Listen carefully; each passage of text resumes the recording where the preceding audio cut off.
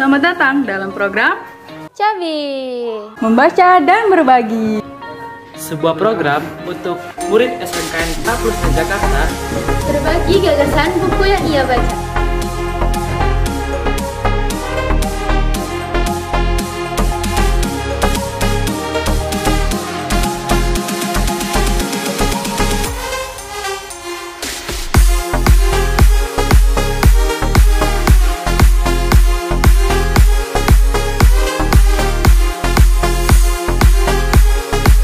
Assalamualaikum warahmatullahi wabarakatuh.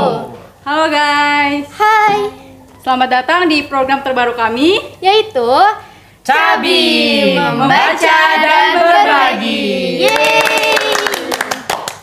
Bersama saya Nurmala Auzi dari 10 MPLB 2. Dan saya Naila dari 10 MPLB 2 bersama dua narasumber kami yaitu Nabila Nurul Azmi dan Mardiansyah dari 10 DKV 2.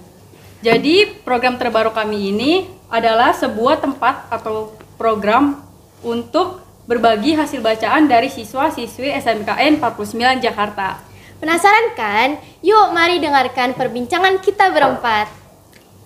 Gimana kabarnya Nabila sama Mardi hari ini? baik. Alhamdulillah baik. Hari ini kira-kira buku apa sih yang bakalan kita explore? Hari ini kita bakal ngebahas buku Filosofi Teras karya Henry Manampiring. Nah, menurut kalian nih apa sih yang menarik dari buku itu?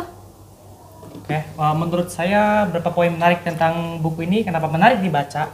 Yang pertama, buku ini relate dengan keadaan generasi muda zaman sekarang yang penuh dengan problem dan yang sebenarnya gampang untuk dihindarin, tapi mereka terkena suasana hati yang buruk.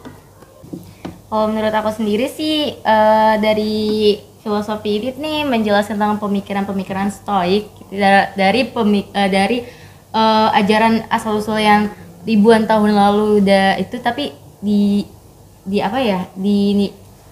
dikembangkan dalam kata-kata hal yang kalimat-kalimat yang mudah dipahami gitu. Nah, aku baru dengar nih, apa sih itu pemikiran stoik? Pemikiran stoik itu pemahaman kita agar manusia itu menciptakan kebahagiaan dalam hidupnya. Jadi dengan caranya itu menyadari bahwa banyak yang tidak bisa kita kendalikan dalam hidup. Lewat stoik ini harapannya kita terhindar dari stres dan pikiran-pikiran yang membuat kita jenuh atau stres gitu. Kan banyak nih buku dari perpustakaan 49 ya. Tapi kenapa kalian milihnya buku yang berat gitu tentang filosofi dari Teras ini?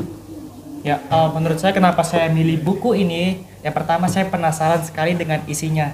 Karena ya buku ini juga bestseller dan menurut saya sangat relate dengan keadaan saya sekarang ya, yang baper dan susah buat move on. Ya. Nah, setelah itu ada nggak sih poin penting menurut kalian yang setelah kalian baca buku itu? Kalau aku sih ada suatu bagian dari buku itu yang ngejelasin tentang toxic friendship ya. Kan jelas dong dimana kita tuh banyak lah ada problem-problem pertemanan yang kayak musuh-musuhan lah atau kayak baperan lah, pasti kan gitu ya. Nah ternyata tuh ada di bagian itu yang membuat aku mengutik suatu hal pemikiran gitu. Itu tuh tentang dari Marcus Aurelius, maaf. Itu pertemanan palsu adalah yang terburuk. Hindari sebisa mungkin. Jika kamu jujur dan terus terang dan bermaksud baik, itu akan tampak di matamu, tidak mungkin disalahartikan. Jadi tuh lebih baik kita jujur dengan apa adanya ya kayaknya, daripada kita tuh harus munafik atau kayak ngomong di belakang tentang orang lain. Kalau menurut Mardi sendiri, apa poin pentingnya? Ya, menurut saya poin penting ini kita bisa tahu apa yang bisa kita kendalikan dan apa yang tidak bisa kita kontrol. Untuk hal yang tidak bisa kita kendalikan adalah yang pertama opini orang dan tindakan orang. Seperti tindakan orang mengomentari kita, bagaimana cara kita berpakaian dan bagaimana cara kita berbicara. Terus kedua, di bawah ini yang di bawah kendali kita adalah keinginan kita dan tujuan kita. Karena tujuan kita dan keinginan kita hanya kita yang bisa mengatur tanpa ada campur tangan orang lain. Nah setelah kalian baca buku ini kira-kira ada nggak sih manfaat untuk diri kalian sendiri gitu? Manfaatnya ya membuat kita tuh bisa mengendalikan emosi terutama ya. Karena ini kan menjelaskan juga gimana kita mengendalikan emosi, Terus yang kedua juga selain itu banyak kan orang-orang yang bilang filsafat ya. Iya. Filsafat itu berat dan kayak susah gitu. Ngapain sih gitu bikin iman goyah gitu. Tapi padahal mah enggak gitu. Justru hal itu membuat kita makin memperkuat iman kita. Oh ya, selain itu juga ada hal yang menarik dari kutipan buku ini juga, yaitu dari Premeditatio Malorum.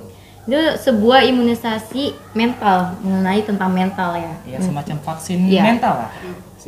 Ya, dari sini tuh ada kutipan itu, awali setiap hari dengan berkata pada diri sendiri, hari ini saya akan menemui gangguan, orang-orang yang tidak tahu berterima kasih, hinaan, pengkhianatan, niat buruk, dan keegoisan. Semua itu karena pelakunya tidak mengerti apa yang baik dan buruk.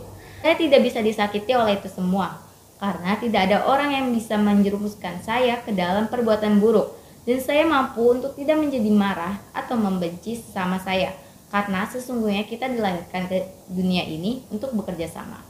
Nah, dari situ tuh ngejelasin banget kalau kita itu sesuai dong kayak zaman-zaman sekarang, apalagi zaman kita tuh zaman strawberry ya, Generasi strawberry, Iya, ya. generasi strawberry, generasi yang Penuh mempunyai dengan ambisi. iya, Ya. ide cemerlang banyak banget. Tetapi ya, mempunyai mental Mental yang yang cukup ini ya. iya, Ya. cukup bisa merusak gitu.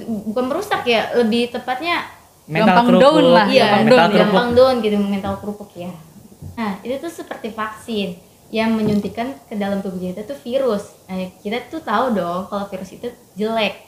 Sehingga tubuh kita tuh kenal dengan virus tersebut dan membuat tubuh kita menjadi kuat dan menyangkal penyakit-penyakit jelek itu. Udah terbiasa berarti ya. Iya, betul itu, Mbak. jelas banget. Nah, kira-kira apa sih pengaruhnya terhadap lingkungan sekitar dari hasil Buku yang udah buku kalian yang baca. kalian gitu. baca itu? Oke, yang pertama, untuk poin pertama, jangan lupa bersyukur, berpikir positif, jangan baper, dan tetap semangat. Bener apa kata Matdi, apalagi kayak di era medsos ini yang membuat kita tuh banyak overthinking, terutama overthinking dengan kecantikan, penampilan, terus harta, terutama ya ekonomi juga tuh membuat kita kan Harus Insecure ya? mengikuti Iya, tuntutan sosial. iya, harus betul, sempurna, padahal tuh manusia nggak ada yang sempurna. Yap, betul sekali itu. Pasti setiap manusia itu punya kelebihan dan kekurangannya masing-masing. Oke, menarik sekali ya perbincangan kita hari ini tentang buku yang berjudul Filosofi Teras ini. Terkait cara untuk menguatkan kita ya dengan mengendalikan pikiran dari dunia luar gitu. Nah, terima kasih untuk Nabila dan Mardi sudah menginspirasi kita semua, terkhusus untuk siswa-siswi SMKN Negeri 49 Jakarta. Sampai ketemu di episode berikutnya dalam program Cadi, membaca dan berbagi. Yeay. Waalaikumsalam warahmatullahi wabarakatuh. Bye-bye.